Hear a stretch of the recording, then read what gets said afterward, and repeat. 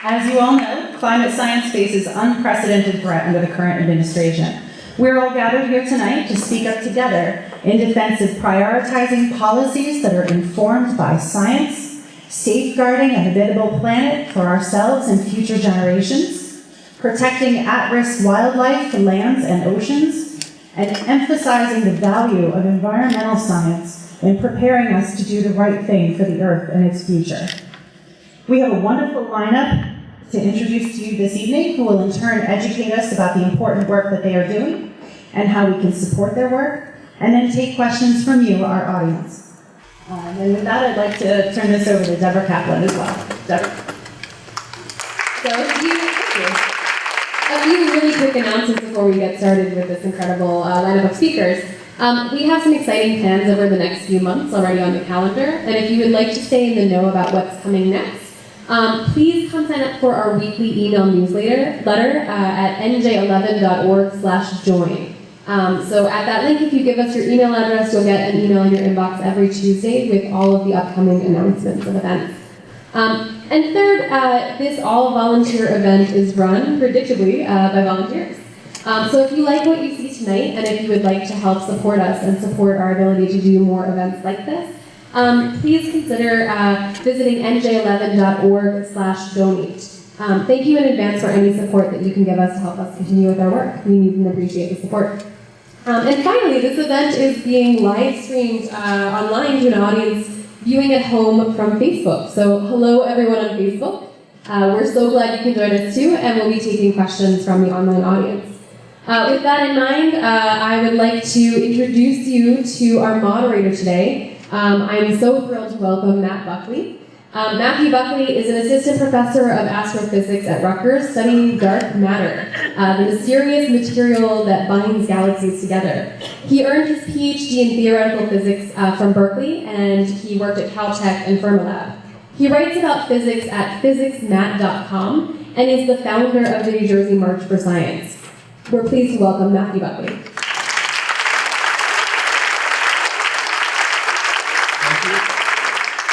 Thank you for the opportunity to moderate this panel.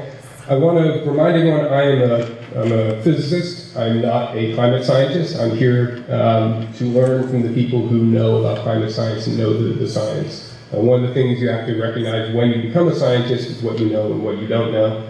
And these are the people who know what they're talking about.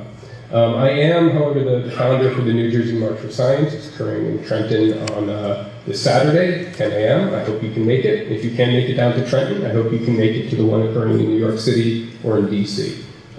Climate science is not the only thing that the March for Science is concerned with, but it clearly is one of the most important things for me, for the organizers, and for the people who will be showing up. So I think it's it's great that this is occurring tonight, right before that. I want to just to mention that and hope that you can attend.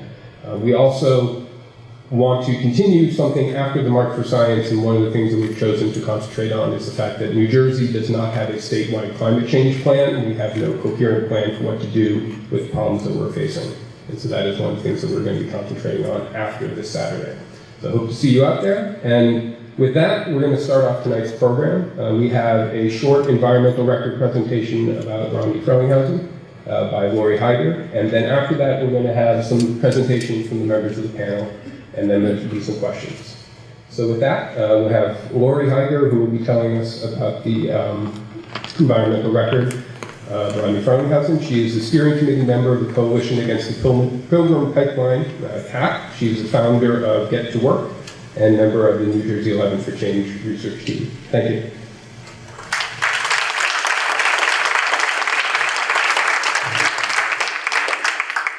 Good evening, everybody. In 2016, Congressman Rodney Frelinghuysen had the opportunity to protect our environment in 38 different votes on the House floor. 35 of those times, he voted against the environment. In fact, the Conservative League of Voters, an agency which monitors legislation for the environment, gives Rodney a score of being 8% pro-environment. That's basically enough. This is a stark contrast to the man that many voters consider to be a moderate Republican with a pro-environmental stance. According to Frelinghuysen's website, Since coming to Congress, I have made it a priority to work to preserve open space and protect the environment across our nation and in New Jersey. And yet 35 out of 38 times, he decided not to preserve open space or to protect the environment. In the past, he's made public statements against big environmentally damaging projects like the Pilgrim Pipeline.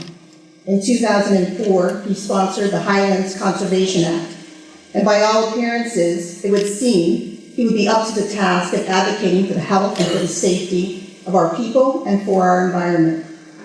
However, his voting record has not shown a consistency for pro-environmental policies.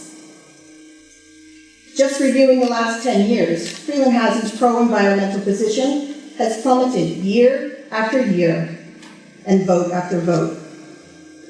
The congressman claims to be a leader in protecting people by ensuring policies that will make our state a healthier place to live. Here in New Jersey, the food and agriculture business, for example, is the third largest industry in the state. We have over 9,000 working farms that cover over 715,000 acres. These farms and their workers produce over $1 billion in sales every year. It is these New Jersey workers, the residents, and their families that are most times disproportionately affected by harmful pesticides. Yet Frelinghuysen voted for H.R. 5538, which among other many damaging environmental mandates, cripples the EPA's ability to protect farmers, their families, and their workers from these damaging pesticides. Here in New Jersey, the Highlands are recognized as the most critically important watershed in New Jersey. They are the highest elevation on the eastern seaboard, and they're the source of drinking water for many of the state's northern industrialized cities. With the growth of population and development, the quality and the quantity of this water is now threatened. Frelinghuysen's website states his agenda is to preserve and protect open space and critical drinking water supplies in the Highland regions. A statement which conveys a message that protecting water is a priority. Yet, he voted to not adopt permanent fund appropriations for the federal and state land and water conservation fund. He voted not to strike 4 anti-clean water provisions from H.R. 5538. He voted to void the Clean Water Rule, legislation that protects small streams and wetlands that feed into drinking water for more than 117 million people in the country. And now in 2017, his voting record continues to deteriorate even further. Frelinghuysen votes for policies that look to dismantle and decrease the power of the EPA. An EPA which the current administration is looking to dismantle with the newest budget proposals. According to the Executive Director of Food and Water Watch, Trump's budget proposal reflects a 31% cut to the EPA. This will include a 45% reduction to the state's grants for environmental protection and a 30% cut to the Superfunds program. Rodney wants to work with the EPA to clean up the Superfund sites in the Passaic River, but he approves cuts to practically eliminate the EPA and jeopardize long-standing environmental safety policies. Furthermore, these proposed devastating cuts would directly impact New Jersey by crippling our ability to remediate the multiple Superfund sites that we have in our state. Our industrial legacy has left us with over 118 Superfund sites, the most in the country, of which 15 of these sites are currently located here in Frelinghuysen's district. These sites would be stripped of federal funding. We are a state that is constantly striving to meet the balance between growth, industry, and environment. Senator Menendez said the other day, we are at a crossroads. Are we a country that will decide to put people first? Or are we a country that's willing to become a global citizen and create and support policies that support wellness and the planet that we live on? Congressman Frelinghuysen has the opportunity to lead the way here, to do the right thing, even in the face of conflicting party politics. We must keep the pressure on and hold him accountable to his statement to lead the effort to protect New Jersey's environment and make our state a cleaner and healthier place to live.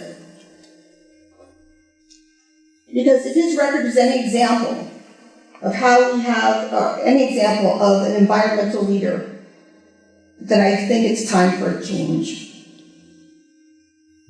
Yeah.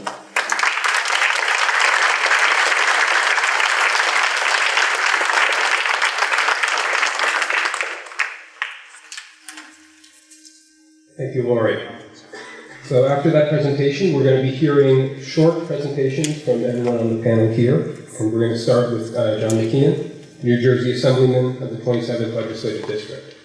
John McKeon is serving his 7th term in the New Jersey State Assembly. He's a vice chairman of the Assembly's Environmental and Solid Waste Committee. In 2004, he authored the Highlands Water Protection and Planning Act to safeguard thousands of acres in the Highlands region, a source of drinking water for half the state. He was a prime sponsor of the Global Warming Response Act and the Regional Greenhouse Gas Initiative, and has strengthened recycling programs by sponsoring the Recycling Enhancement Act and Electronic Waste Recycling Act. Thank you, Professor.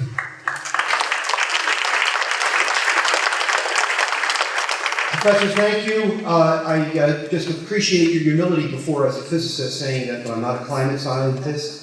So I just go back and tell you all the fact that I appreciate that humility. I've got no scientific background yet. I've got very strong opinions that I'm happy to share with you.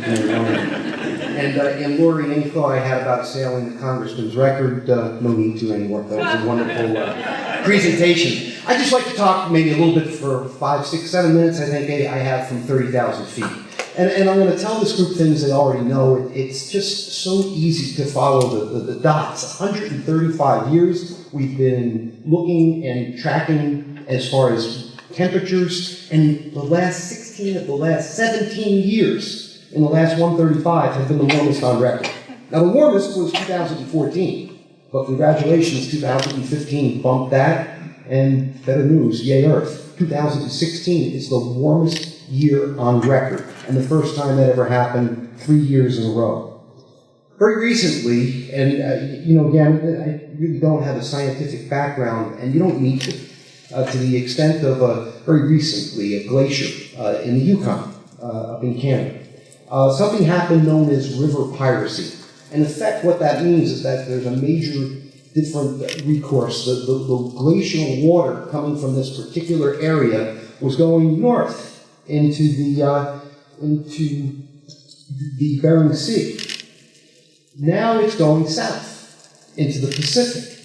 Now that river piracy is something scientifically that happens maybe when there's a major shift in tectonic plates, maybe after literally millions of years of change that goes through erosion.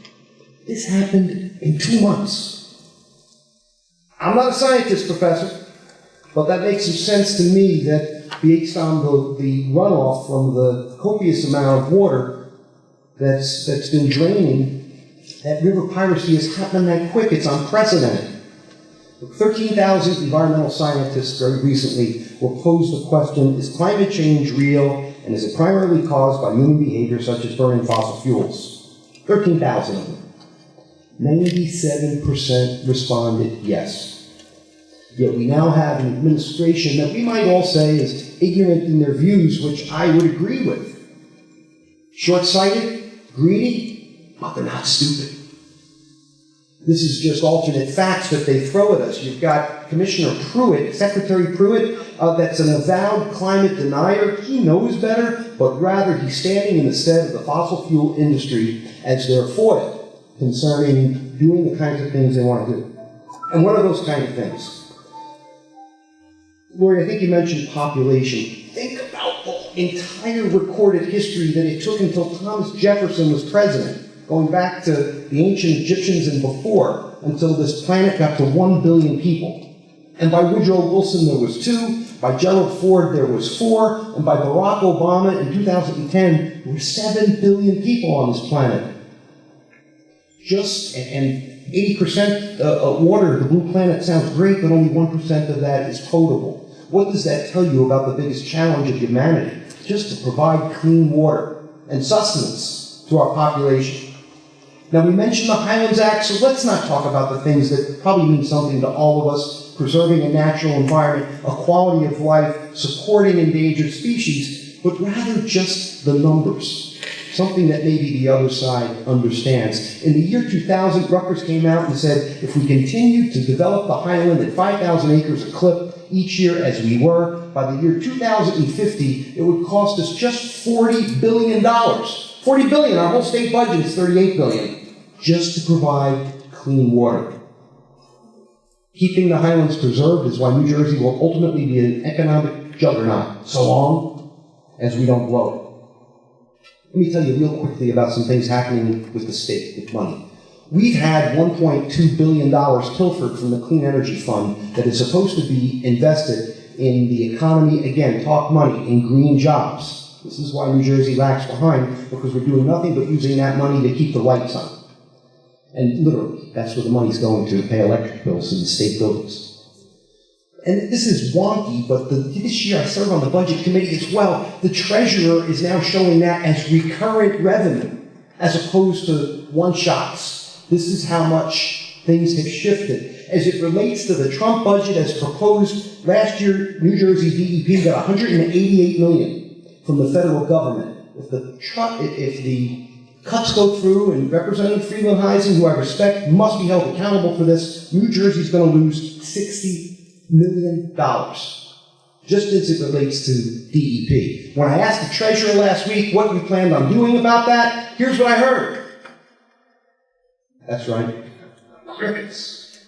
Nothing. The executive orders that are coming down at this point regarding, they're just mean-spirited. Removing an executive order that no longer allowed under Obama's administration to use lead in ammunition during hunting or with fishing tackle. First you take away the lead out of their bullets, next thing we're going to take their guns. It's just mean-spirited and will have a profound effect on our natural environment. The very eagle that we hail as our nation's symbol before a trucking hat became our new nation's symbol. These are things that are important. You go beyond that world, what they've just done with insecticides. And again, I'm not a scientist. Chlorophyll, I guess, in the year 2000, thankfully, it was no longer able to be used for household needs. It has a profound impact, especially on children in their neurological development. They just removed an executive order as it relates to advancing that as it regards to all of our farms. And the last one to note is just probably the worst of all, as a whole. I know we've got a lot of educated folks with me, and the thing that we could do most to reduce our carbon footprint is related to our cars and our vehicles. If indeed we went forward with what the auto industry was ready to deal with, as far as making our vehicles by 2025, get on the average in those fleets of 55 miles per gallon, if that happened in our country, we would reduce our carbon footprint by 10%. That's amazing. What has the president just done? Roll that back. No longer will that have to be the case. And what does that bring us in the long run? Forgetting about the environment and all of the economic cataclysmic kinds of things that will happen if we continue on this path, it will bring us toward energy independence, and how much treasure and blood have been spent trying to preserve or protect that. It will create more wealth for individuals who don't have to pay as much more money for gas, who are going to spend it elsewhere. So again, the focus of this administration is going in such a wrong direction that groups like NJ11 around this great nation happily have woken up dormant, spirited individuals who might not have been actively involved in the political process before, but will now, because it's important. I've got a lot of amazing people here, so I'm going to wrap up. I would love to talk a little bit about the Paris Accords and how important it is that we remain there for money. We can't cede the green economy to the Chinese. and as it relates to water infrastructure, and something else that Representative Frelinghuysen should be held accountable for. As New Jersey's got a $7 billion problem while we lose 30% of our clean water on the way to your faucets, which is immoral, with 1 in 9 people in this world not having access to clean water, and just expensive. So with that, and with this esteemed panel, thank you all, and I'm happy that you're here and look forward to a great discussion tonight.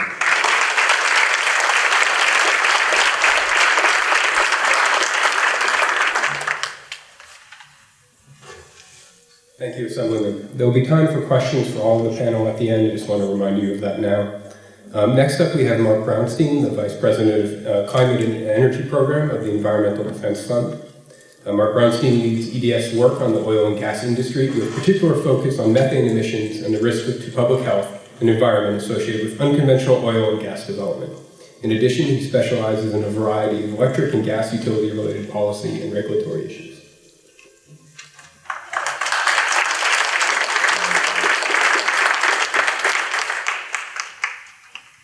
Well, thank you. Thank you for inviting me to be here, and thank you for turning out to spend time talking about these incredibly important issues. I'm not going to use slides. I'm just going to spend a few minutes talking with you.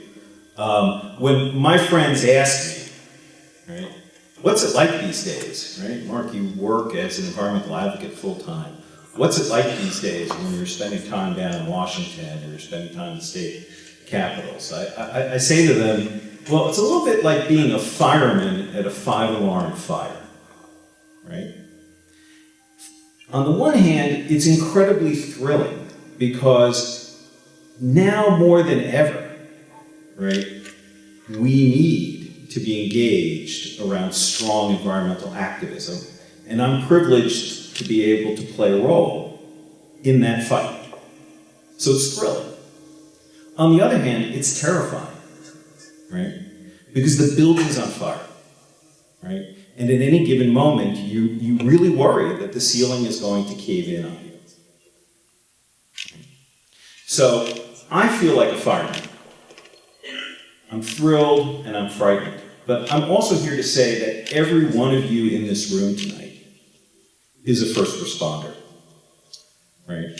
Because unless you're heard from, right, the ceiling really does collapse. And we see that clearly in the work that we're doing. There once was a time, I grew up in New Jersey.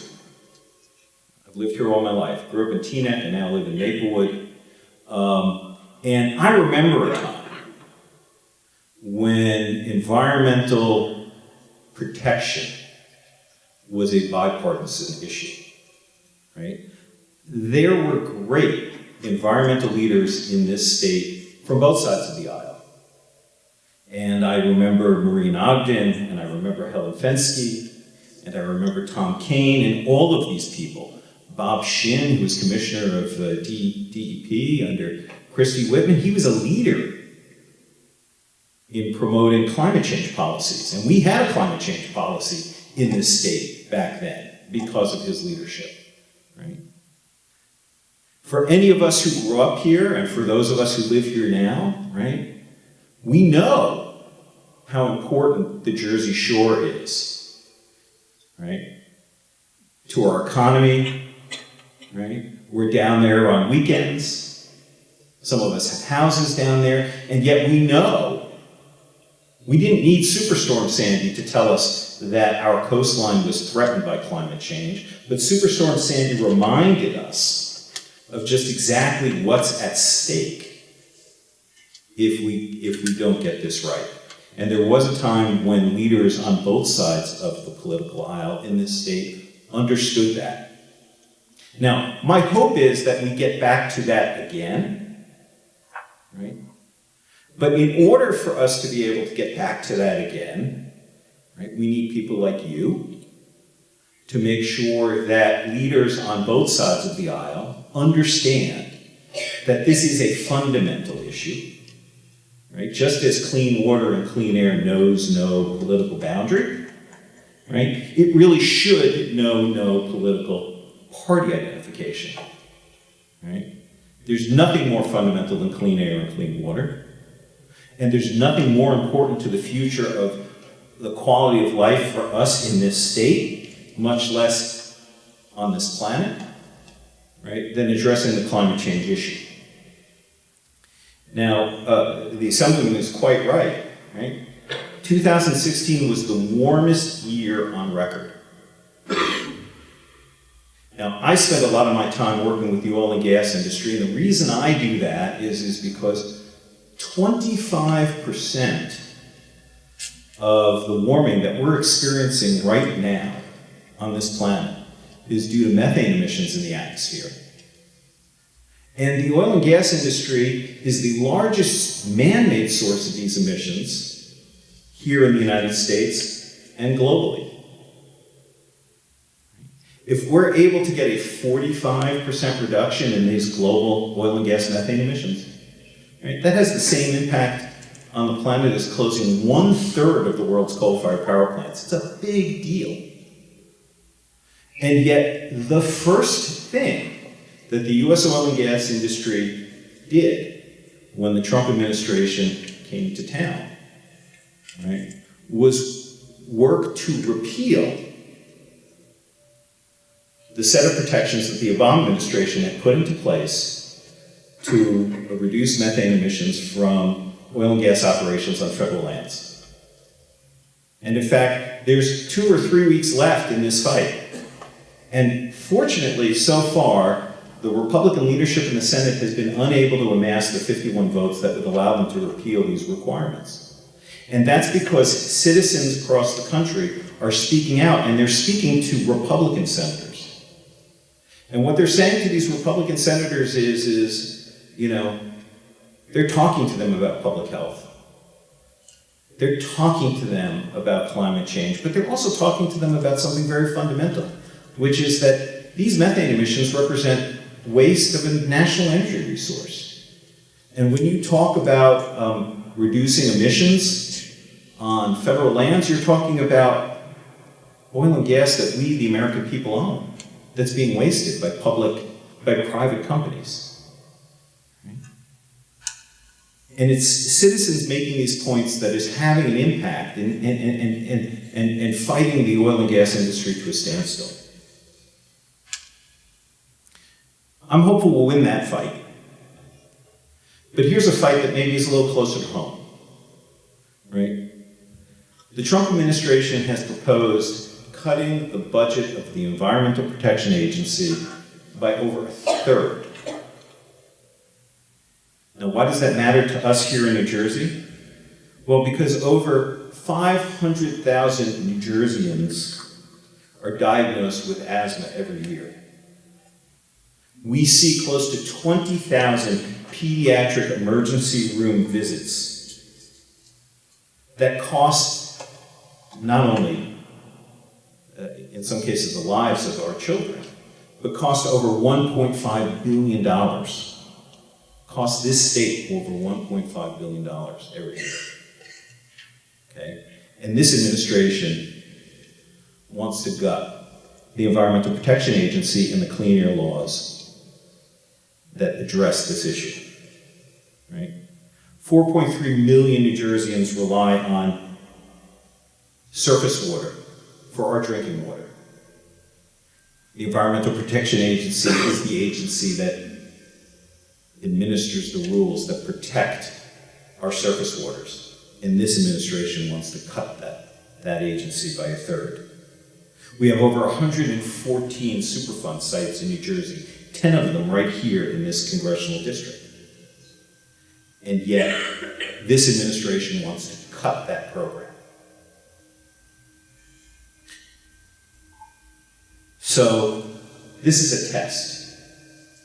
This is a test for Congressman Frelinghuysen, who chairs the Appropriations Committee.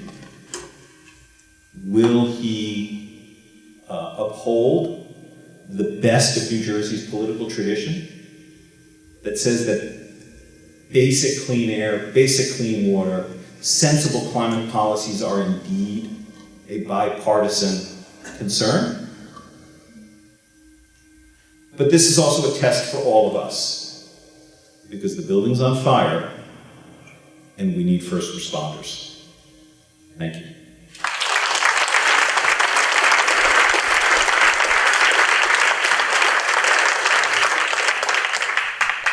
So I'm not a climate scientist, as I said, and we heard that the Assemblyman is not either, but we have next a climate scientist. I'm very pleased to introduce Professor Sonali McDermott, a climate scientist, it says right here, an assistant professor of environmental studies at New York University. Professor McDermott serves as climate co-lead for the Agricultural Model Intercomparison and Improvement Project, researching intersectional solutions for environmental and food security across sub-Saharan Africa and South Asia. She obtained her master's and doctoral degrees from Columbia University's Department of Earth and Environmental Sciences and completed a NASA postdoctoral fellowship at NASA Goddard Institute for Space Studies. Thank you very much for being here. This is kind of inspiring. And I'll say the Assemblyman did a great job with the facts on climate change, very much so. So now I get to talk to you about the uncertainties, actually, about the known unknowns, as I say here, that keep me up at night as a climate scientist and is more of a reason, I think, that we should do something than even what we know. Now, I'm going to preface that all the plots and graphs and figures, yes, I will show figures, that you see here tonight were created through government-supported research. And without that, we would not even know that we didn't know things, which is not a good thing for climate change. Now, as the Assemblyman said, and Mark has said now, yes, the last 9 out of 10 record-setting years actually have occurred since 1990. And it's not just in the data, it's something that we feel. Most of us just spent most of February this year feeling guilty about enjoying the warmer temperatures, believe it or not. And so temperature, right, that is something that we know. That's something that we feel, and that climate scientists actually have a great deal of confidence about. What you're looking at here are the temperature predictions for the best case and worst case climate scenarios. And yes, there is warming even in the best case climate scenario. Now, I want to call your attention to a couple of things. I don't know if the cursor works here. I think it does. These numbers on the sides of the plots, those are the number of models that were used to create these figures.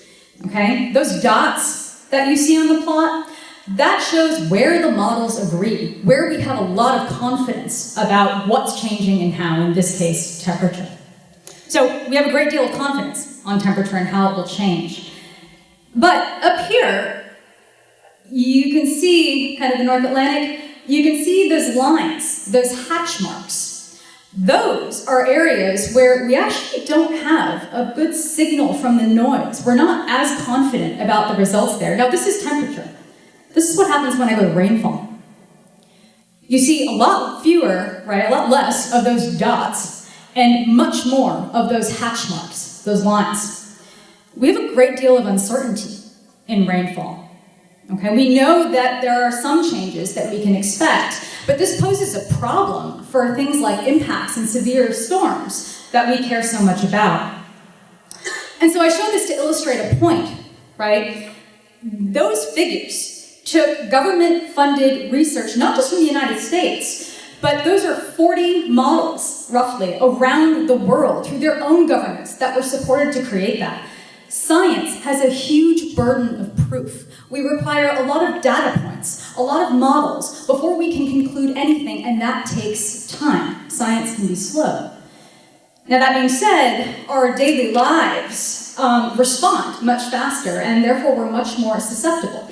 It only takes one extreme event to incapacitate entire communities.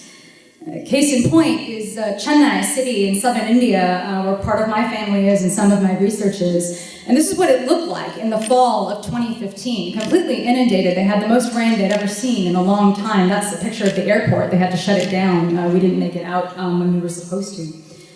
Now, there were multiple reasons for the storm. There was a big El Nino that had occurred, the biggest ever recorded, potentially. So that changed rainfall patterns. In addition, the Indian Ocean sea surface temperatures are rising faster than anyone anticipated and than any of the other ocean basins. And that gives more moisture to the atmosphere, right, to cause rainfall. On the bottom, you see this plot. I apologize, it's a bit stretched, but these are monthly averages over a 30-year period. And November usually sees the most rainfall. That blue box, shows the extent of variability, and November 2015 was up there. It was actually about a year's worth of rainfall in the span of about 2.5 weeks. And I show you this because this is a personal issue to me. I was there for this. These are pictures taken from the vehicle that I was in. We were studying an agricultural adaptation project down there, and we couldn't get out to our field sites because the roads looked like this. In fact, there was water coming into the vehicle. And I'm sitting there thinking to myself as a climate scientist, God, if this is anything like what we're anticipating for future climate change, I don't need to see anymore. I don't need to be convinced anymore. We need to act, and we need to act now. This was terrifying. And so, as scientists, we don't like to over-predict anything. We don't like to overstate anything. And rain is not the only source of uncertainty. Ice is too. And sometimes that leads us to under-predict things, underestimate them. We did this in 2006 when Greenland started melting faster than we anticipated. It happened again in 2012 when we realized we had underestimated melt, and then lastly in 2016 we realized yet again we had underestimated the ice melt, and it will be that same thing in 2017. Our models are not keeping up. And so we have to think about the implications of this. These boring plots are sea level rise, again under the best case and worst case climate scenarios, but what I want to draw your attention to are the numbers on the side. This is the possible range of sea level rise based upon all these independent measures, these different models. And you can see they're quite big. If you're a coastal planner, right, or infrastructure planner or policymaker, how do you make a decision based upon ranges that big? And I think I answer that question with a question of my own. How confident do we need the science to be? How much more science do we need in order to start thinking about how to build resilience in our communities? How dependent is that upon additional science? Right? This is a picture of the Exploradores Glacier in northern Chile, which I visited in 2012. And being at a glacier is one of the most emotional experiences because at the same time you feel so endowed with this landscape, this beauty, and at the same time you're mourning a loss.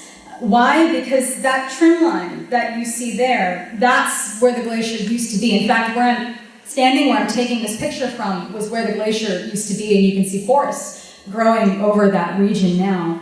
And when you think about that, you have to think about the implications.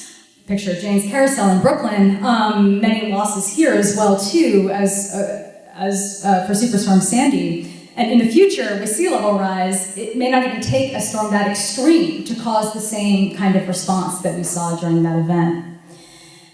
Now, I say this with some caution. As climate scientists, we don't like to attribute any one event to climate change. We need more data. We need more model simulations, right? We can't conclude anything. However, things are changing fast in the field. In fact, in some places like Australia, they are now able to attribute quite well their extremes, their droughts. They're actually going through a massive one right now to climate change. It wouldn't have happened if climate change wasn't a problem. And this presents a problem for us, for science. We make predictions of the future based upon how much we know about the past, all of our past accumulated data. And right now, we're experiencing things for which we have no precedent. We have no background data. We have no historical evidence of this change during the human period. These plots are called the Great Acceleration. And don't worry about what each individual plot is, but what they all show is this rapid change, this rapid increase in almost every metric we can think of, from energy use to nitrogen pollution, right, to land use over the late 20th century. Things are changing so fast, in some cases, that the science can't even keep up. At this point, we're losing mammals at 14 times the background extinction rate. In fact, we might lose these species even before we get a chance to study them. And we might be forever uncertain about their role in our ecosystems, in our environment, and this world that we share. And so I'll end here on a few points. One, of course, climate action is necessary and now more than ever. Not only because of what we know, those temperature increases that we feel, but also for the uncertainty that we don't know and how bad it could potentially get. Why do we buy insurance? Not because we're certain anything that happens, right? But we buy insurance to guard against our aversion to loss, right? Demands that we do that. We also want to take action because of what we're missing, a chance to get to know the great biodiversity on this planet and what we'd rather miss, such as sea level rise. And frankly, because to not do anything, even when we're uncertain about it, is just completely unethical. We need to keep pushing forward because we know that we can come in at the bottom of those thresholds, and that is our choice to do so.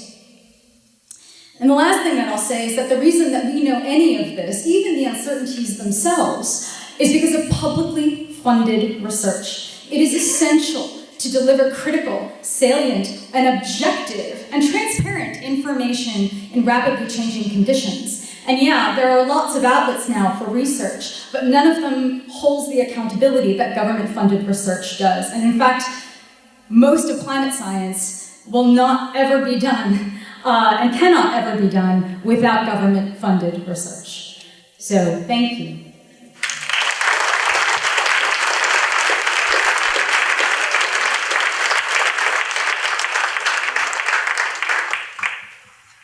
Thank you, Professor McDermott. So next up we have Dan Hartinger, Deputy Director of the Parks and Public Lands Defense Campaign, the Wilderness Society. Dan Hartinger defends our public lands, national parks and monuments, national forests and wildlife refuges from attacks from Congress. Originally from Montclair, Dan developed his love of the outdoors from his experiences as an Eagle Scout at Camp Glen in Bergen County. Thanks, everyone. I really appreciate the opportunity to speak to you all today. So I want to tell you a little bit about public lands, but first, I got my love of the outdoors growing up in Montclair, and seeing what a local group of concerned individuals could do to save Camp Glen from being developed. And that inspired my desire to get into this work and protect public lands and wild places. Maybe Camp Glen isn't the wildest place on Earth, but certainly to a 12-year-old it really felt like that. And the amazing thing about being American is that we are all equal part owners of 670 million acres of public lands across the country. Now, when you think of public lands, you might think of the national parks, and that's true, they're a big part of the system, but national forests, wildlife refuges, lands managed by the Bureau of Land Management, all of these lands are yours. You get a say in how they're managed. The federal land management agencies are supposed to be managing them on behalf of the American public.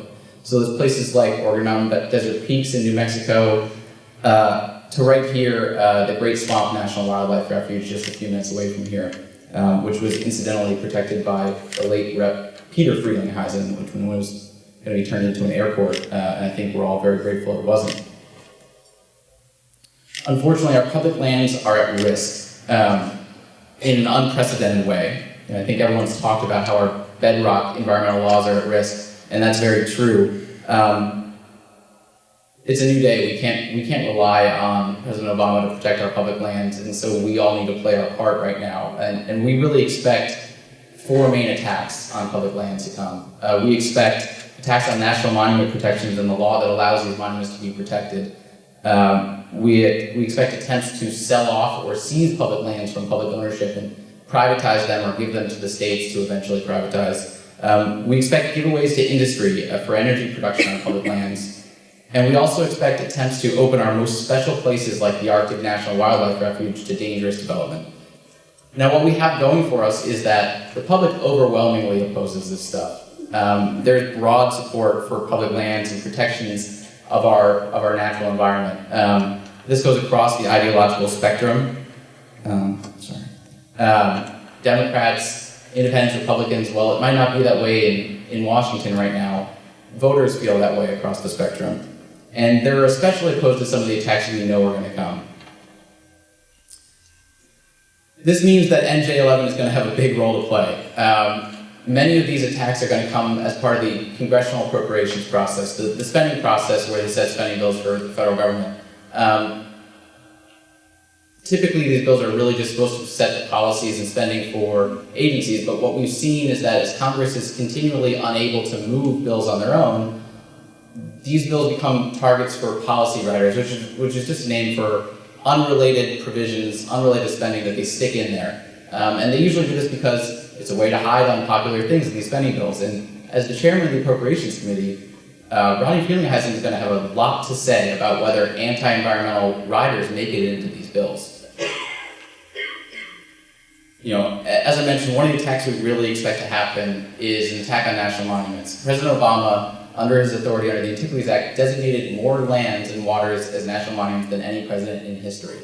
This means protecting our history and culture, places that tell the story of who we are as Americans. Stonewall National Monument in New York City, to places like I just showed, Organ Mountains, Desert Peaks in New Mexico. And while they're permanently protected through the Antiquities Act, permanent is only permanent as long as we all speak up.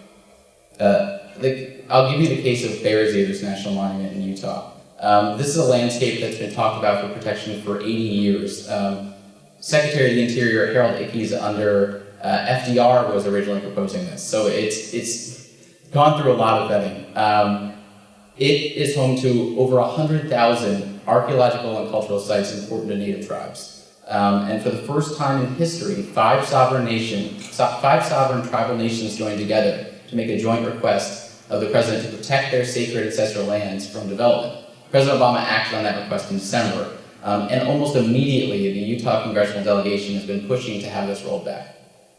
They've even gone so far as to ask the president to attempt to essentially illegally revoke this through executive authority. We don't think he has the legal authority, and if he attempts to do that, we will sue.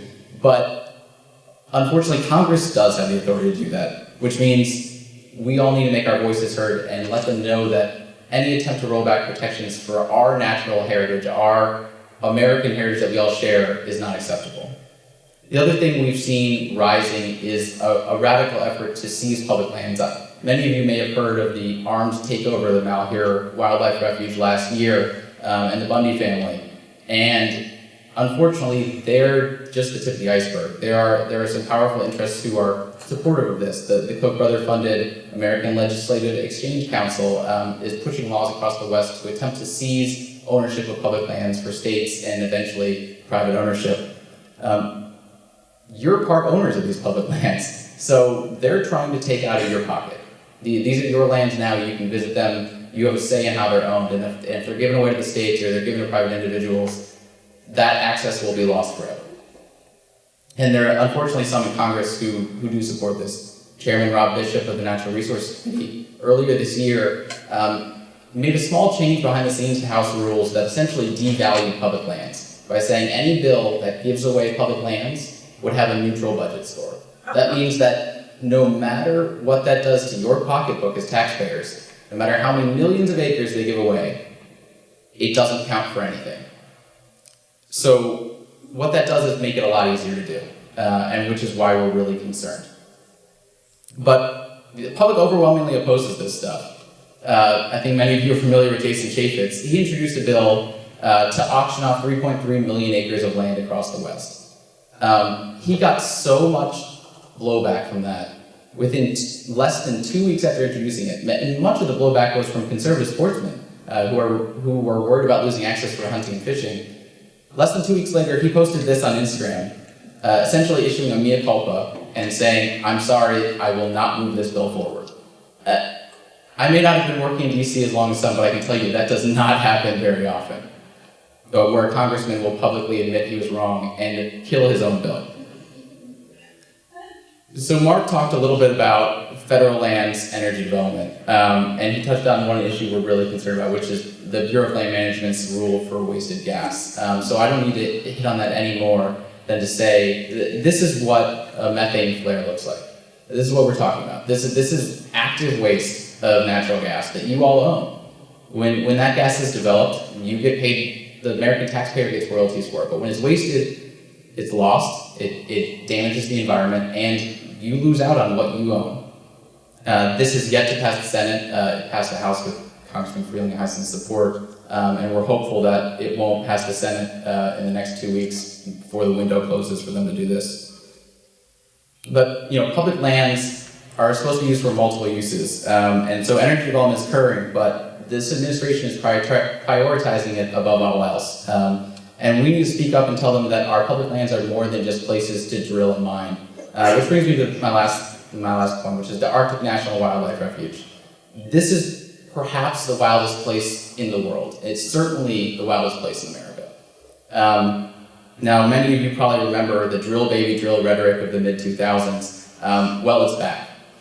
And in 2005, Republicans had unified control of government, and they wanted to drill in the Arctic National Wildlife Refuge because a popular and powerful Alaskan senator wanted to. Well, all those same things are happening again. Luckily, in 2005, we had a pro-environment majority in the House. 27 House Republicans were opposed to doing this on budget reconciliation, including Rodney Frelinghuysen. And that was what saved us. We don't know that that's going to happen again. In 2005, this was probably the signature conservation issue in the country, which was why that was able to be stopped. Unless we get that level of public outcry again, it may not happen. And Rodney Frelinghuysen is going to be, Congressman Frelinghuysen is going to be instrumental in that. If he doesn't speak up loudly and publicly, this is going to happen. And one of the wildest places in America could be damaged. And this is the 7th anniversary of the Deepwater Horizon spill. And so we know what oil spills do to pristine areas. And cleaning up a spill in the Arctic is not something we want to have to be doing.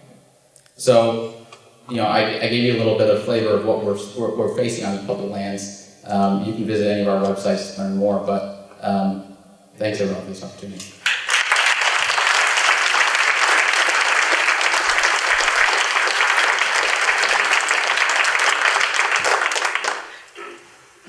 Thank you, Dan.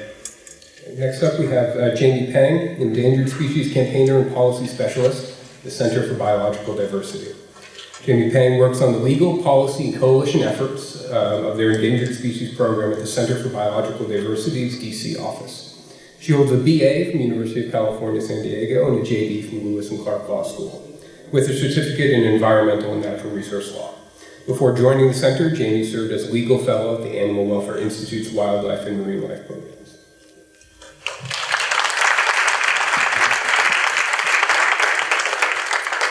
Hi everyone. Following Dan, I am not a scientist, but I defend science in Washington, D.C. I'm excited to be here, and today I plan on discussing some of the current congressional attacks against the Endangered Species Act and how these attacks impact species threatened by climate change. Endangered species are really the canary in the coal mine. When they go, we know we're in trouble.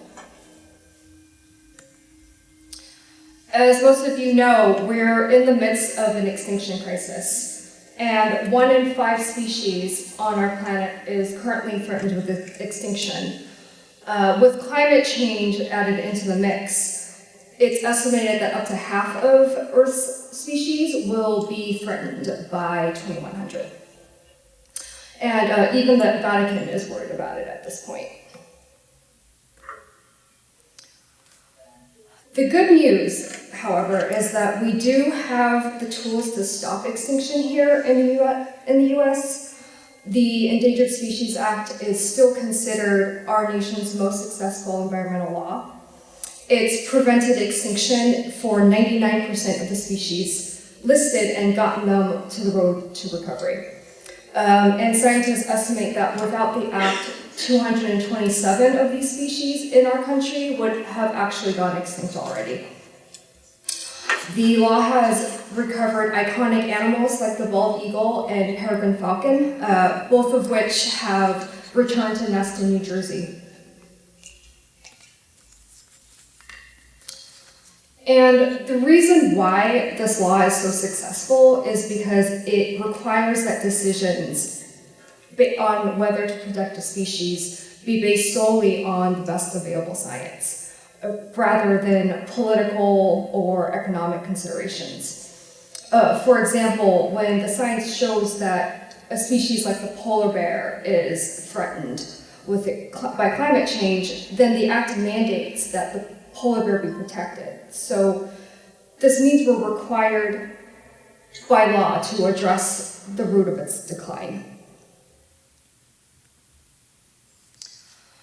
It's really not surprising that our key environmental laws, as referenced by our panelists, are under assault by Congress and the Trump administration. Bills attacking the act have increased from an average of 5 to 50 per year.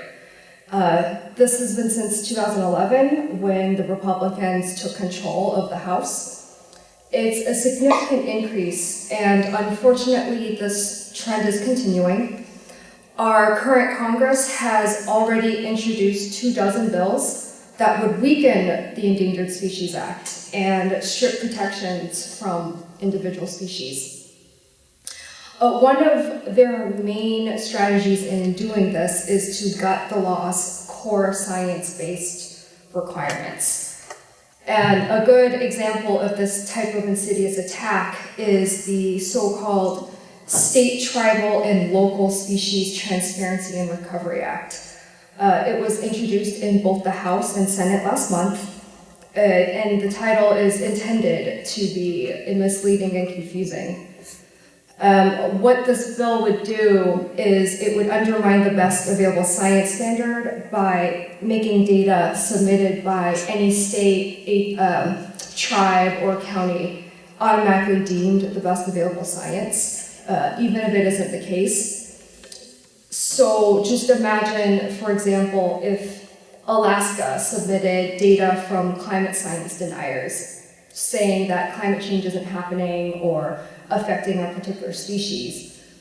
Well, under this bill, federal agencies would have to accept this data for their decision making. So it essentially forces agencies to consider faulty info for political reasons.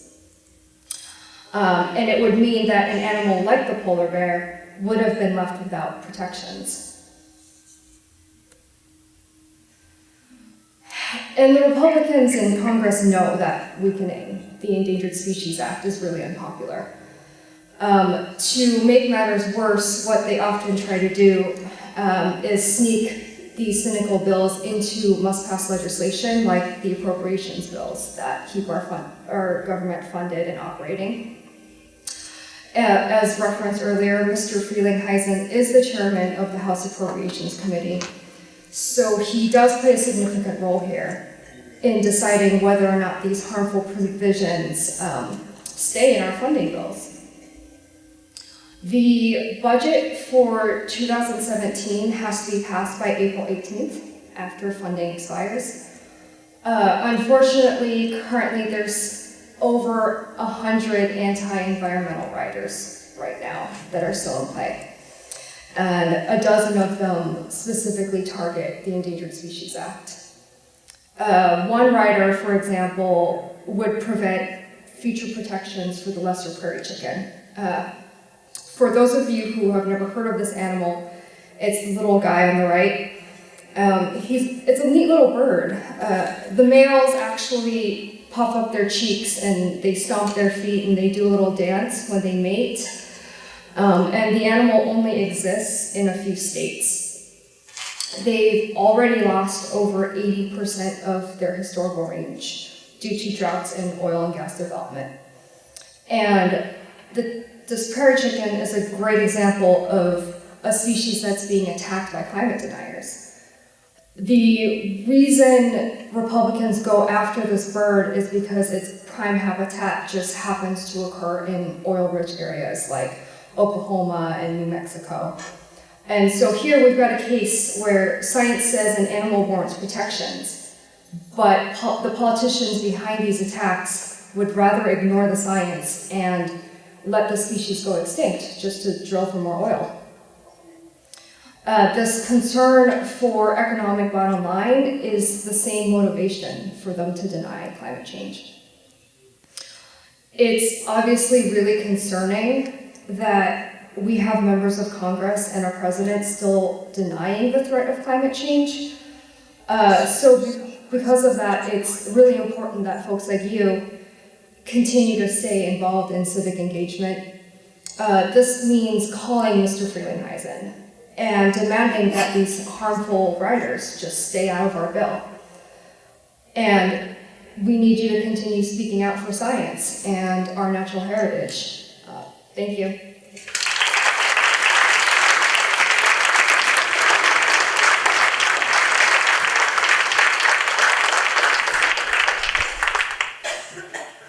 Thank you, Jane. So for our last speaker tonight, we have a sort of last-minute change.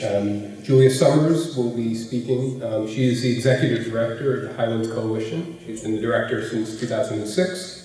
The Highlands Coalition advocates for the environmental, cultural, agricultural, and tourist resources of the Highlands. Julia wanted me to mention that 6.2 million of New Jersey residents get some or all of their water from the Highlands.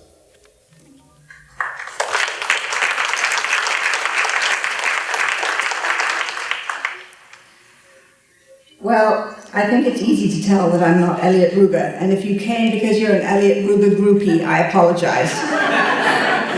I'm not he, and I don't have his speaking expertise or his policy expertise, but I hope to be able to make things up for you. We have a couple of slides. The New Jersey Highlands actually are part of the Highlands region, which is in New York State, Pennsylvania, Connecticut, and New Jersey. And what you can see on here is the area that is actually impacted by something that Rodney Frelinghuysen introduced, the Highlands Conservation Act. And it is one of the things that Rodney will talk about when he is referencing his environmental record, something that he's proud of. Well, it is the only legislation we have that brings money specifically to the New Jersey Highlands, but just to give you an idea, it brings a maximum of $10 million split between 4 states, and it's possible that New Jersey may get none of it. So it is something to be proud of, Rodney. Yes, well done. Thank you. But don't get too excited.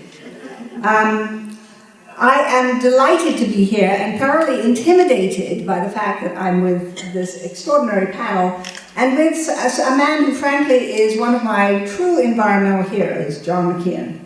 I am extremely fortunate to have him as my legislator. He is the prime sponsor of the Highlands Act, and that was not easy to do. He continues to respond to us whenever we ask him for help. The New Jersey Highlands Coalition is an organization that is truly a coalition of nearly 100 organizations that work to protect the resources of the Highlands. They don't always agree with each other. There is one member I know who is here today who sometimes wonders why he comes to our meetings, but we all work to protect the resources of the Highlands, and we hope to be effective. So, now that you know where we are, this actually is the Highlands. You can see there are 3 areas in the geophysical province that make up the Highlands. The red line on here actually represents the boundaries of the Highlands, which Assemblyman McKeon managed to cobble together through extraordinary political legerdemain, and it includes 88 towns. And I bet none of you or many of you didn't know that this was the Highlands region of New Jersey, and that you get some or all of your water from this region. It's only 15% of the state's landmass, but it is extremely important for the state's future, present and future. The green area is the ridge and valley. The sort of yellowish tan area is the Highlands, and the brown area is the Piedmont. For all of you, probably, you might be thinking back to 2nd or 3rd grade when you learned that in New Jersey. But any part of a town that is in the Highlands is wholly in the Highlands. The 88 towns are split between preservation and planning. When somebody tells you that they're not in the Highlands, and you know perfectly well that they are in the Highlands, it actually probably means that they're in the planning area. They're a town that does not have to conform to the regional master plan. I know that you're not here to learn about the Highlands. We're here to talk about federal regulations. But the Highlands will absolutely be impacted by what happens in Congress. We have the potential. New Jersey has the distinction, which is a dubious distinction, of having the most Superfund sites of any state in the Union. And certainly the Highlands is impacted by them. You saw a photograph of the Great Swamp National Wildlife Refuge earlier. There is a Superfund site right on the edge of the Great Swamp National Wildlife Refuge.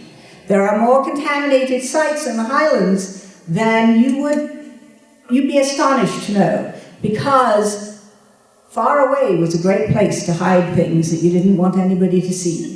So there are a lot of them in the Highlands, and having access to federal funds to clean up those sites is extremely important. The funding of the Highlands Conservation Act, $2.5 million. Sometimes that becomes extremely important in making the closing on a particular piece of property that otherwise we might not be able to preserve.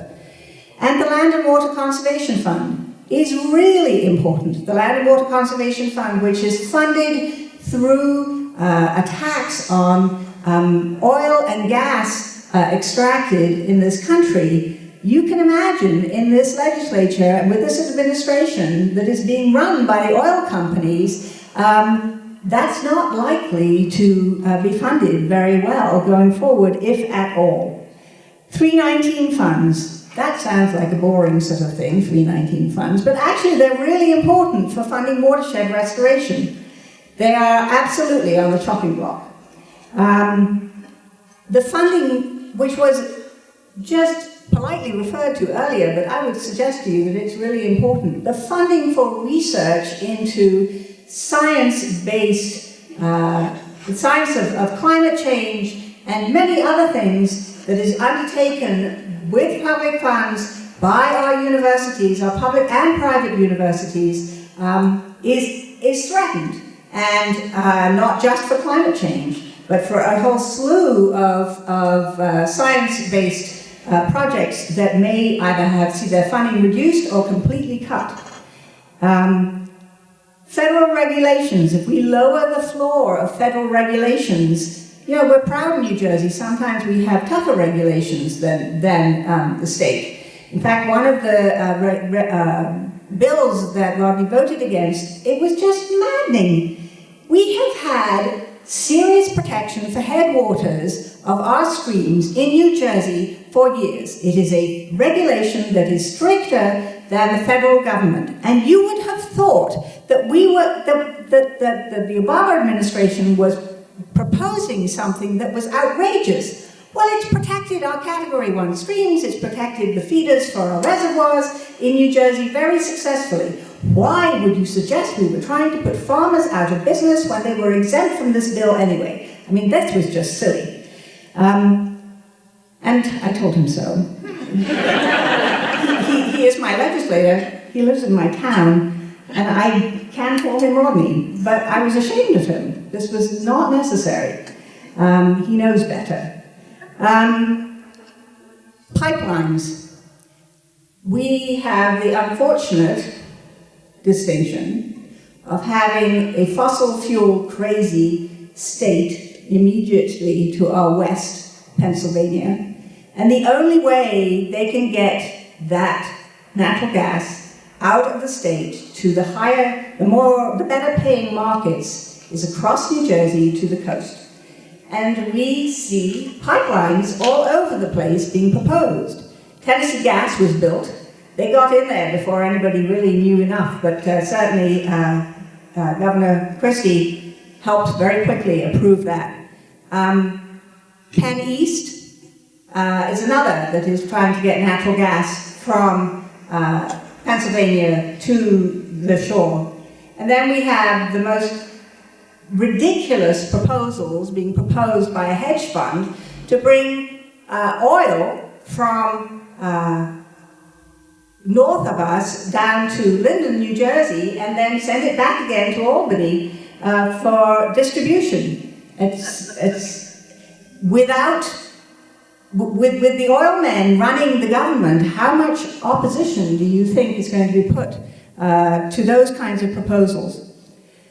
And then we have all the coal-fired plants, power plants in Ohio and Pennsylvania to our west, whose emissions float across New Jersey and really mess with our air quality, and they're a serious problem for people who suffer from asthma and other air-related challenges.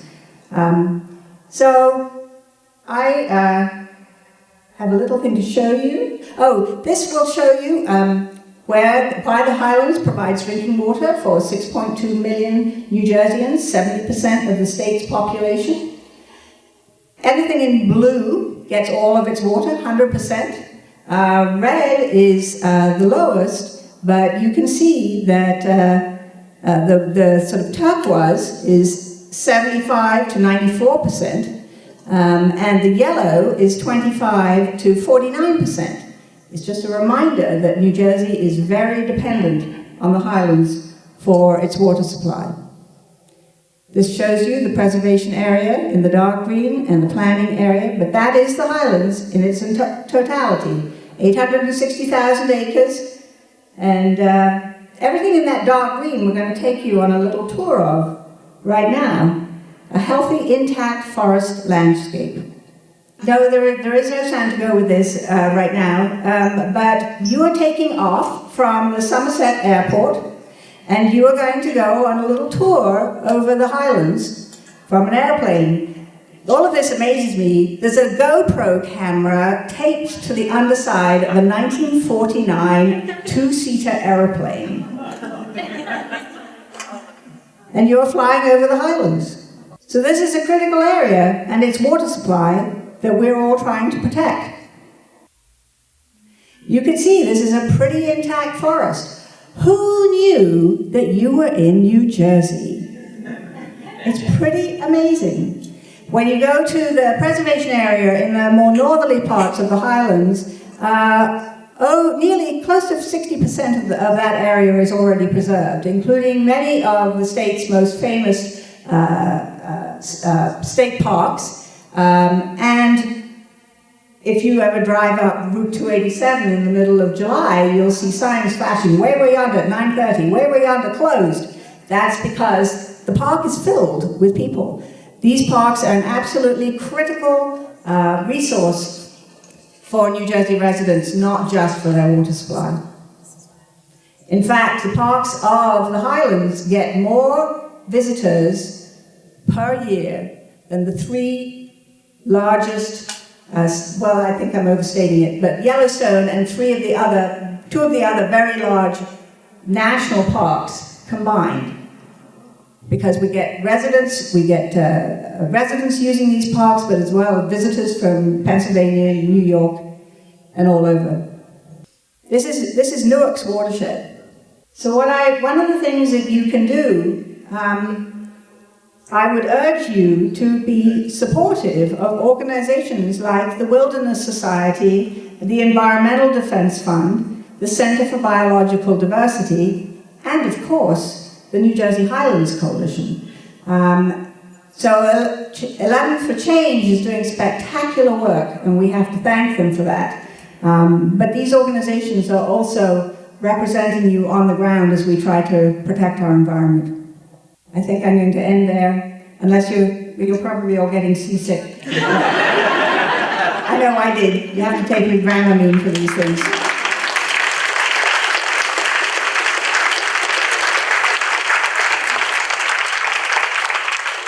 Thank you, Julia. So, as I said at the beginning, when you're a scientist, you have to respect expertise, right? If you don't know something and you're in the presence of people who do know something, you ask them questions.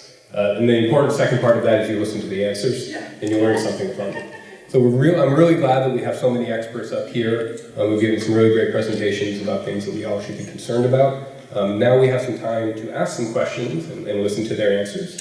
So if you have questions, please raise your hand and I'll call on you and we can direct them to the panel members in the front. What the implications of the Superfunds in New Jersey?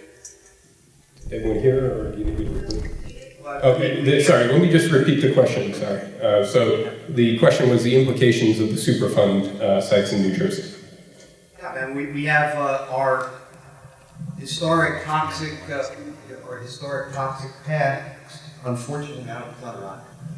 Our history is such that we've got 141 sites, more than any in the nation, and so any kind of cuts, vis-a-vis appropriations to the budget or otherwise, are really going to be more devastating here than anywhere else.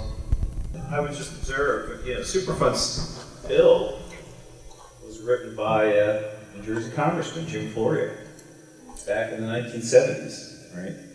Because he understood that there were a whole bunch of industrial sites, not just in New Jersey, but around the country, that essentially had been abandoned and that were festering. We have a lot of sites because we had a lot of industrial activity here once upon a time. But we also have a lot of sites because, as I said before, right, there was a commitment on the part of government in this state at one time, Republican and Democrat, to make sure that we got those sites listed. Because when you're on the Superfund list, what it really means is that you're on the list to get cleaned up. But that only happens if there is money to enable that cleanup. Right? So when you think about this administration and what they're going to do to the EPA budget, cut it by a third, right? Shut down the office that administers the Superfund program to save some money so we can buy an aircraft carrier or something, right? It means that we lose the opportunity to fix those problems of the past. So that's the consequence, I think. Where is the Superfund by the Great Swamp? It's at the bottom of Britton Road in Chatham Township. It goes by several names: the Rolling Knolls landfill, the Mealy dump. There's one other. I think there's an official name. Well, I think Rolling Knolls is its official name. I didn't even realize it was there. I live in Chatham Township. It's over 200 acres. It's about 25 feet deep. It has municipal waste, but it also has pharmaceutical waste in it. And yes, it's leaching. There was another question.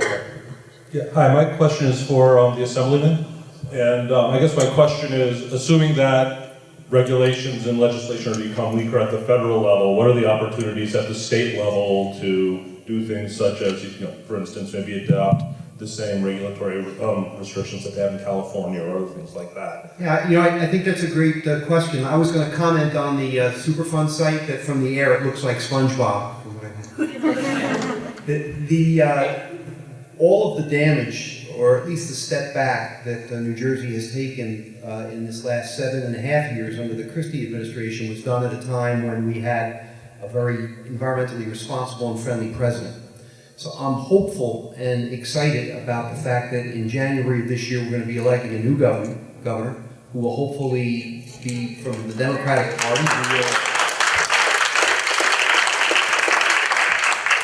who will share in our philosophies, and in the same way that this governor did damage during this last 7.5 years, we're going to be the vanguard, ourselves, California, New York, Connecticut, and like-minded states that are going to undo that damage and set the table for the future. Question in the right there. Hi, I'm just wondering, you referred earlier to the fact that the environment did not used to be a partisan issue. And I'm wondering, what can we do to move back in that direction so that this isn't, all the liberals, I don't want to, you have such an esteemed panel here, I don't want to dominate this and I'll let others speak, but it's a very true statement that it wasn't. When I first started in the legislature, my good friend Ben Spinelli, who was a Republican mayor in the Highlands, came and hugged myself and Governor McGreevey and was on board with the Highland Preservation Act. So the environment, I always say it's not red or blue, it's green. I can tell you that your activism means something. When it comes to the Pilgrim Pipeline, for example, that went through not only part of my district, but other areas that are very Republican districts, the people, when they made their will known, the Republican legislators stood up. Assembly Majority Leader Bambrick. He's a very much environmentally responsible individual, as is Tom Kane, as are many of my colleagues on the other side of the aisle. They need to find their courage again relative to, speaking what their heart is, as opposed to just standing in line with what was an agenda to run for president. But don't ever, ever underestimate your influence. It's meaningful. So turn up the heat. Mr. Hardinger, I think that maybe there is an approach to save public lands for this greedy group of people who are running our government. And that is, we federal taxpayers paid for every single acre of all of those public lands. They were all bought by federal taxpayers. And we are a very rich country, and one of the surprising things has been that no matter how big our deficits are, people still want to lend us money. Well, one thing is, it's secured by, among other things, and maybe even principally, by our rich ownership of lands. And if those lands are desecrated or given away, even to states, then we have reduced the wealth of our country and exposed ourselves to having to pay higher interest rates for borrowed money, which they certainly live on and will continue to live on. I mean, I think that's an excellent point. One of my favorite Theodore Roosevelt quotes is that, I'm going to paraphrase this, essentially, we would be a poorer country indeed if we sacrificed our natural resources for immediate cash, was essentially just the quote. I think that's an excellent idea, and as federal taxpayers, your voice matters tremendously, because like you said, your tax dollars pay for these lands, whether they're in Utah or New Jersey. Hi, how you doing? I have not so much a question as much as a request of the Assemblyman. Too often you hear politicians say, "I'm not a scientist, but." And it drives me insane, because in my belief, if you've ever asked a question about your environment, is the sky blue? Which came first, a chicken or egg? Is water wet? Then you're a scientist, okay? And so often you hear politicians, "I'm not a scientist, but," and then they go and change scientific policy or procedure, and yet they themselves claim they have no experience, at least in their own mind, which apparently they're wrong, to actually make that policy change. So can you do us all a favor and start a trend by stop using the phrase, "I'm not a scientist, but"? I will cease all self-deprecating humor on a going forward basis, sir. Thank you very much. In fairness, I set him up for that, unfortunately. So I don't know if any of you can speak to this, but something that comes to mind, and I realize this is a district, a congressional district focus group, but I think of the power of divestment as a way that we can influence change outside of our federal legislators. I think of just our personal funds, how every dollar we spend sends a message about the world we want to live in. And I think about the city of Seattle and their push to divest from Wells Fargo because of Wells Fargo's involvement in funding energy companies that are responsible for the Dakota Access Pipeline and other pipelines. So I just wanted to make a point about that, that power we have on a personal level and also as smaller communities.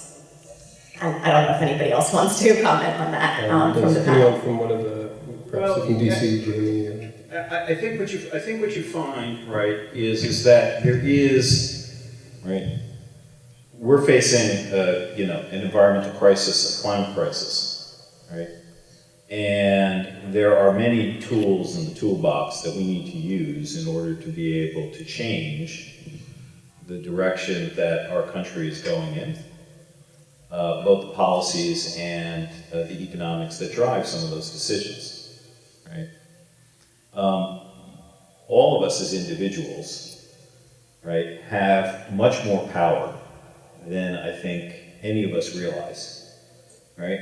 It's the power of your voice directed to your members of Congress, to your senators. You have a choice as to who your governor is going to be in a very short period of time, right? That's one tool. Right? The tool you're talking about is the tool of economic power. That's both where you choose to invest your money, that's where institutions that you're affiliated with choose to invest their money, right? And that's also the decisions you make as a consumer, right?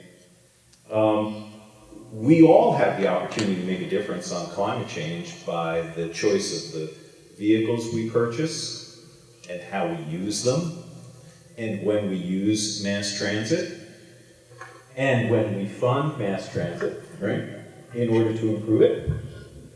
Okay? All of those are economic choices too, right? And so I think you're highlighting something very important. I hope people walk away from this, from tonight, right, understanding that there are many things that we need to be doing as a community. And thank you for raising that. Can I just add to that, which I completely agree with? I think that was very well said. I just divested from Citibank because of Dakota Access Pipeline and switched to Amalgamated, and it felt really good. There's a question, gentleman on the left over there. Sorry. Thank you. So there's another power that I haven't heard anybody talk about this evening, and that's jobs. Because when we talk about the environment, and we talk about devastation to the environment, we talk about the problems with air, water, threatened and endangered species, on and on and on. But when you start cutting budgets and you start cutting the EPA 30%, when you take away programs, it all means that jobs are lost. And one thing that politicians are very, very sensitive to is the fact that they are killing jobs. And I think it's incumbent upon anybody who's fighting this battle to kind of figure out how many jobs are going to be lost in these different situations and label the politicians who vote for those atrocities with the fact that they're also being job killers. I mean, Michelle Bachmann was crazy, but she worked that angle, and and she's pretty famous for it. And when it's true, we need to stand up and do it. I also have what might be a strange request, but I think it makes a lot of sense, and that is please, each of you, buy a newspaper every day, because our newspapers are being put out of business by the internet, unfortunately. I know it's efficient, but our newspapers are what keep our politicians honest, by exposing them and what they are representing and what they are doing. I just wanted to redirect one question, and perhaps Professor McDermott can address this. When people talk about cuts to the EPA or the NIH or Department of Energy or something like that, this is something I have a little bit of experience for. Professors like me are not necessarily the ones who are most immediately directly impacted. It actually turns out that a lot of that money goes to students. Students, if you're a PhD student, you get paid largely because there's not a lot of money in it. And then it goes to cuts for postdocs. And I just wondered perhaps if Professor McDermott might be able to talk a little bit about, or just confirm perhaps, that this is something that is going on, particularly in climate change, or threatened given the EPA cuts. Yeah, and I think that's a great point that you actually just summed up perfectly. When we apply for and get government grants, nobody's making money off of these government grants. That's not why we got into this. It's going in large part now more than ever to fund education, to fund PhD scholarships. It's even now earmarked for diversity as well too, making sure that we have a diverse range of perspectives and backgrounds represented within the sciences, which, we'll admit the sciences have had a fault for not having good diverse representation, and we're trying to encourage that through publicly funded research. It's going to keep the lights on to help us operate the equipment that we need. The overhead is really expensive for that. So yeah, I think that's a really great point. This is not government funded research to create one pretty plot or to fund my salary, certainly when my salary doesn't rely on it. It's to fund everything else that operates, and the new generation of scientists, they're going to carry on the legacy of trying to understand our global problems. So I think that's a really important point. Question, well, somewhere over there. Can anyone speak about the anti-environmental riders that you were talking about, considering Congressman Frelinghuysen could play a huge role in identifying and protecting against that defunding that's kind of getting snuck in? Is there a resource for finding out when these riders are being added onto bills so we can speak to our congressman? Sure. There's a few good resources. I will, of course, talk about my organization, the Wilderness Society. If you go to rwild.wilderness.org, that's a great way to get involved. We share information on all of our channels, our social media channels, and our website about these riders. The hard part is that a lot of these budget negotiations are going on behind closed doors. So these are really educated guesses of what's in the realm of possibility. If you look at HR 5538, which was the interior bill that was passed last year, all of those riders on the House side of that bill are in that universe of things that could come back. So that's things on the Endangered Species Act for specific species like the sage grouse, like the prairie chicken, like national monuments, prohibiting future designations of new national monuments. But there are a lot of good resources. I don't know if others have places to check, but www.edf.org. We're watching this. We're watching this very closely, but it is one of these deals where you got to watch this on a day-to-day basis. We have people full-time that do that, and if you plug into our website, we will tune you in. This is incredibly important to say. Congressman Frelinghuysen, and again, I always give a healthy dose of respect, voted the way he did. He didn't vote, but came out the way he did relative to the Affordable Care Act because of the influence of you in this organization. And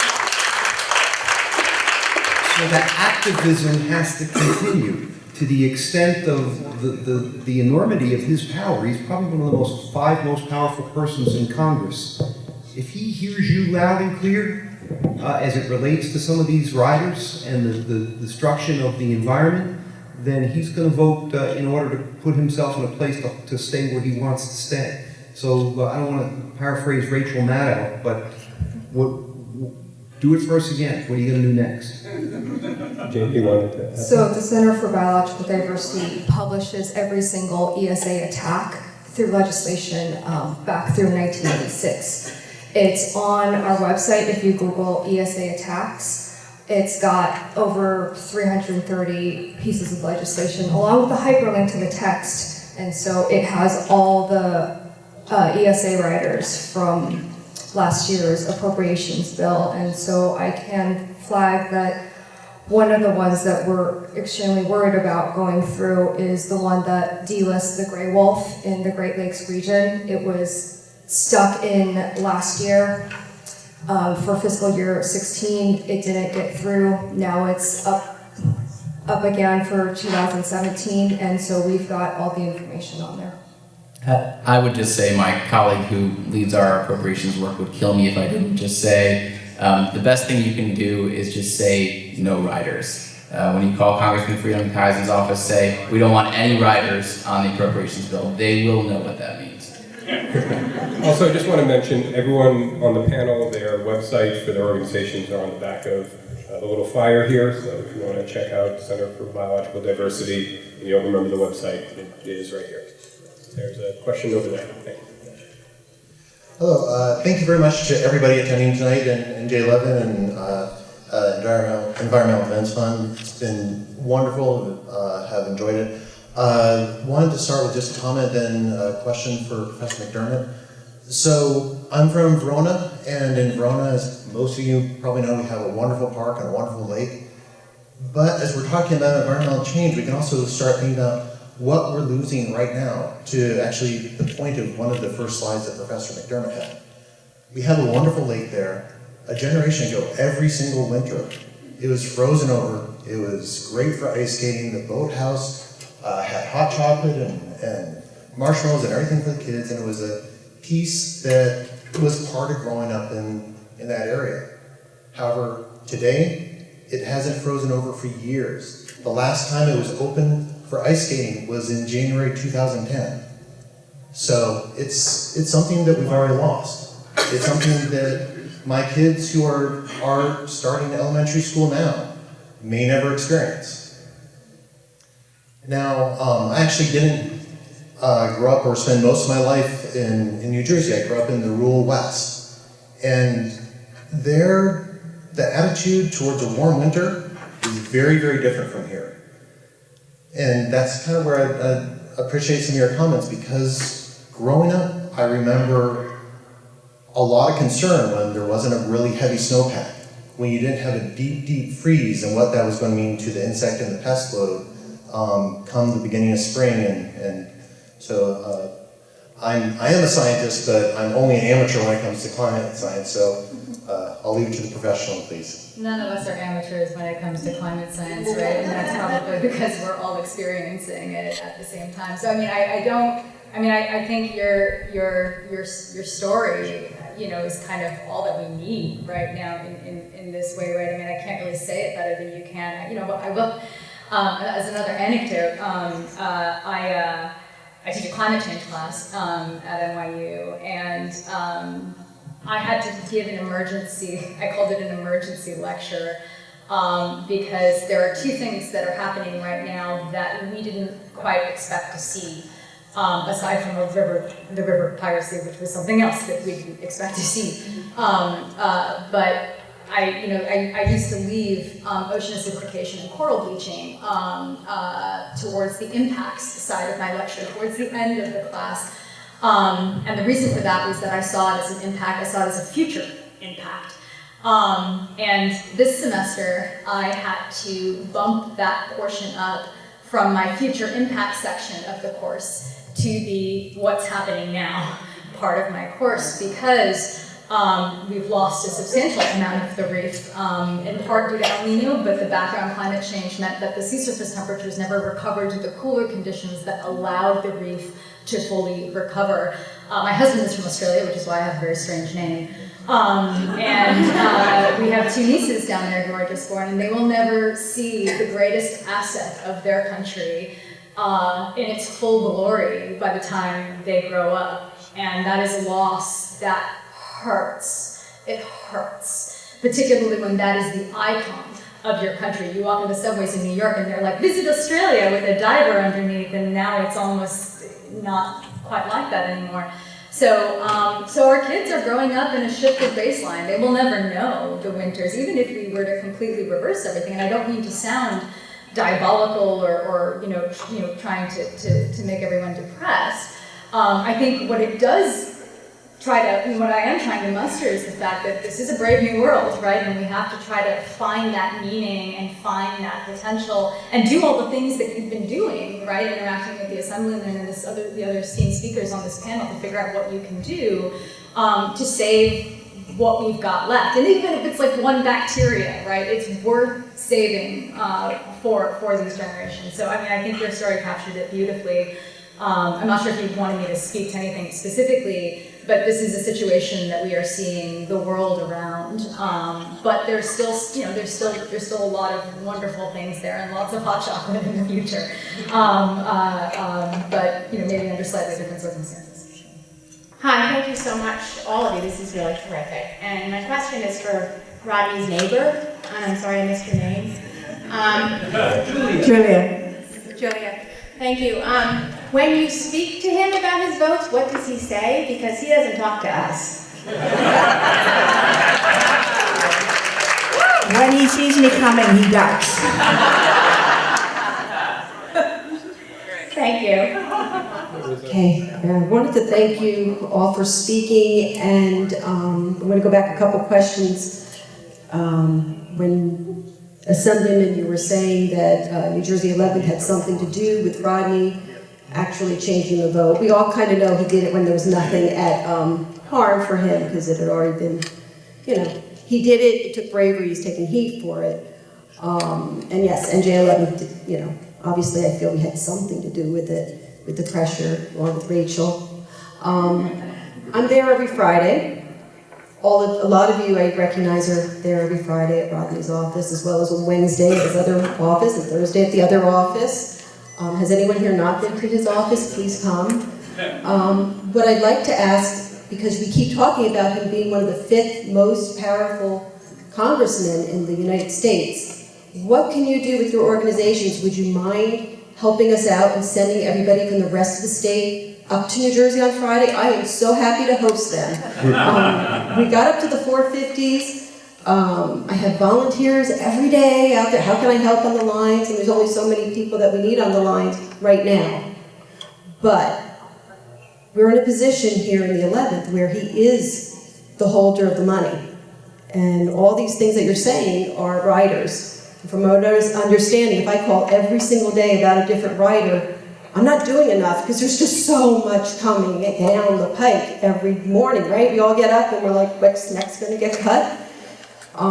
So is there a way to have all the organizations send the rest of the people from New Jersey and the other districts and that are on your membership rolls to come in? I mean, is that the best use of their time? Because we need to put as much pressure as we can, and even at that, at 5,000 strong, 5 to 7, possibly 10,000 growing. What else can we do to get people mobilized and out of their homes on Friday? And it's going to be Saturday this week with Earth Day. I guess one question maybe to follow up on that is there something that people who don't live in the district can do? Does a congressman respond to those people?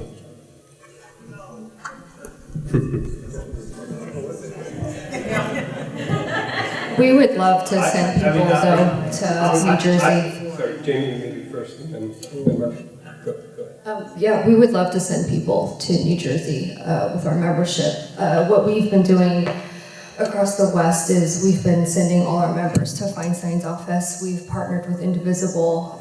We just had a protest out in front of Jeff Flake's office today, actually. And so we could send out action alerts and essentially partner with other local underground groups to send them out. I'll say that candidly, right? The most powerful thing, right, is when a congressman or congresswoman hear from people in their district, and not emails, right? Phone calls. I mean, you're doing the right stuff. Okay, and you should know that, and you should be proud of that. What others can do around the state is follow your lead with their members of Congress, because you know what happens, right? They're all sitting there in the congressional gym, right, working out. All right, Rodney's at the rowing machine, and he's chewing the fat with his colleagues, and he says, I got these people, and they're always out in front of my office, right? And the guy next door to him goes, "You too?" Right?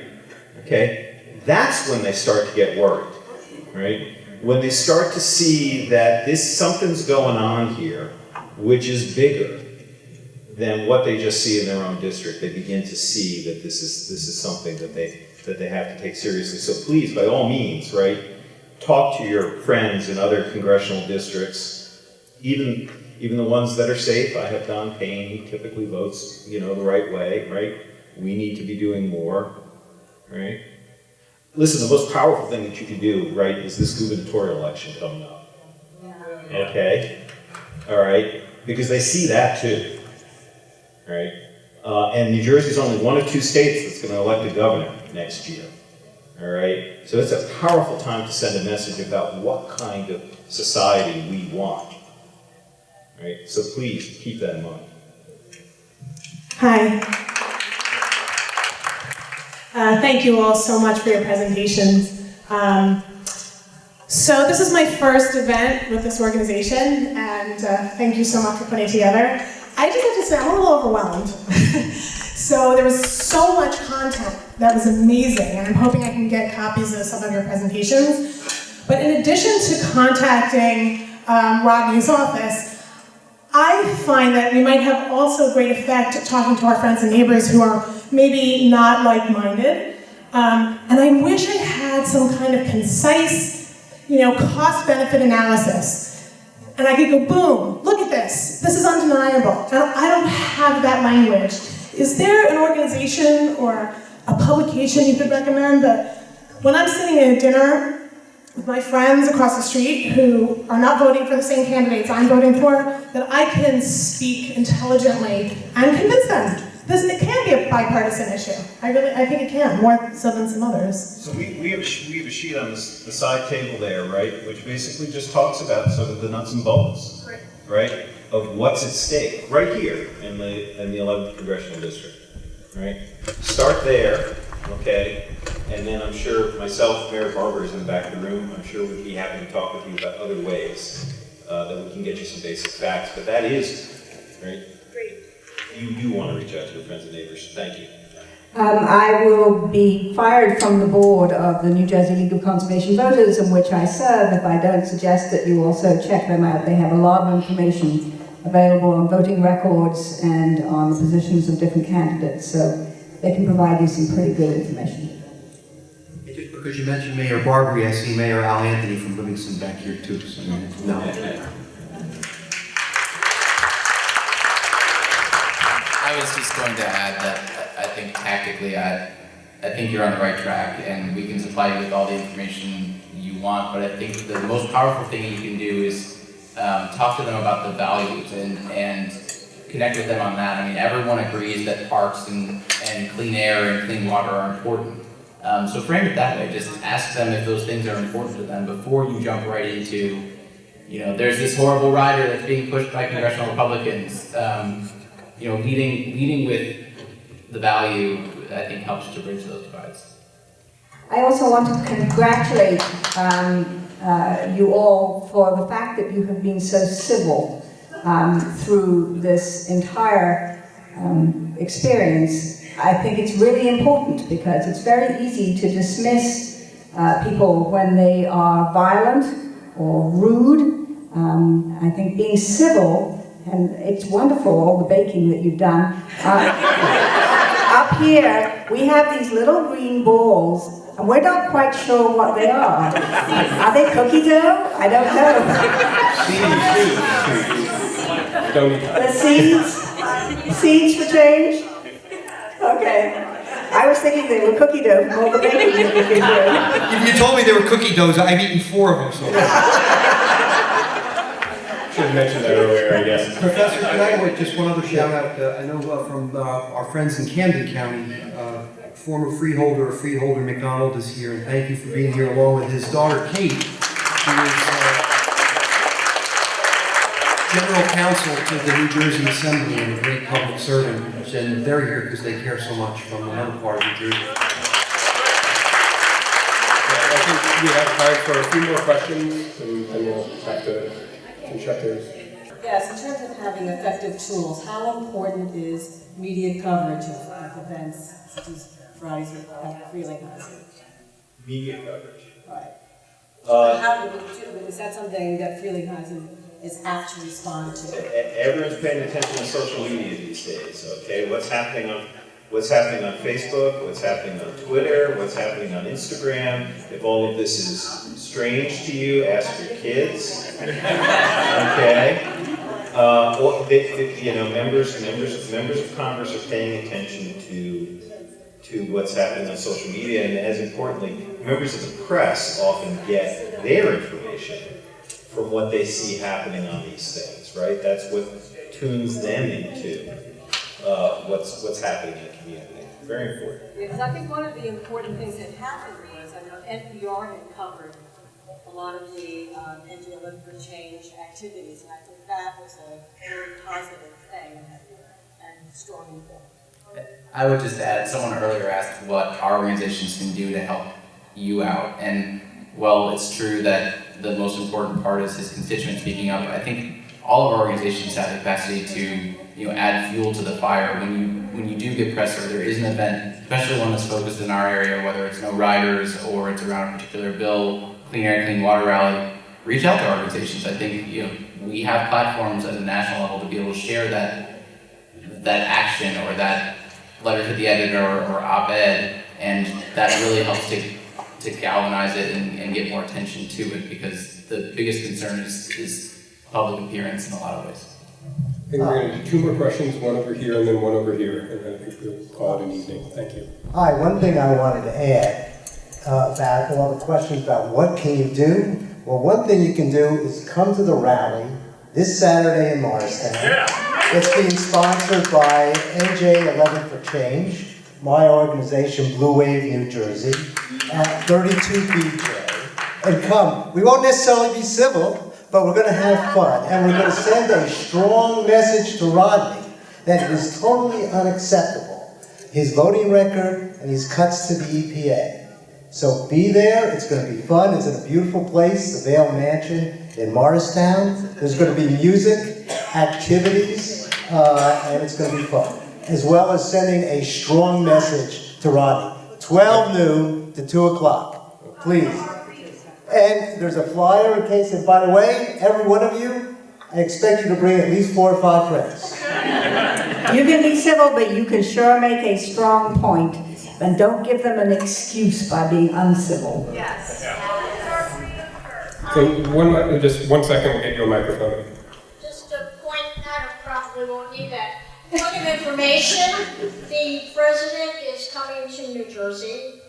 He's coming to Bedminster, a tiny little town that's going to have to pay a whole lot of buck to keep him safe. Unfortunately, he'll travel right through 11 and on his way there, right through Morristown Township, and probably land in the airport there as well. And we'll be here all summer. So that's a place to be, or if people want to deal with that as well, wreck our environment. Another thing is a woman is running for the Morris Township Committee, who is a Fox analyst, and I would like to have people, anybody who's part of Morris Township, to be very aware of who this person is, and I don't feel it's going to be good for our community or our district. What's her name? Nicole Safier. She's a doctor, radiologist. She's only been in town 2 years, and for some unknown reason, the Republicans have put her up again, up there, and it's just not going to be good for our community. So I think with that, we're going to conclude. I want to thank everyone on the fantastic presentations. I want to thank all of you for coming out. Remember, March for Sciences this weekend in Morristown, down in Trenton, across the river in New York City, or down in DC. Thank you.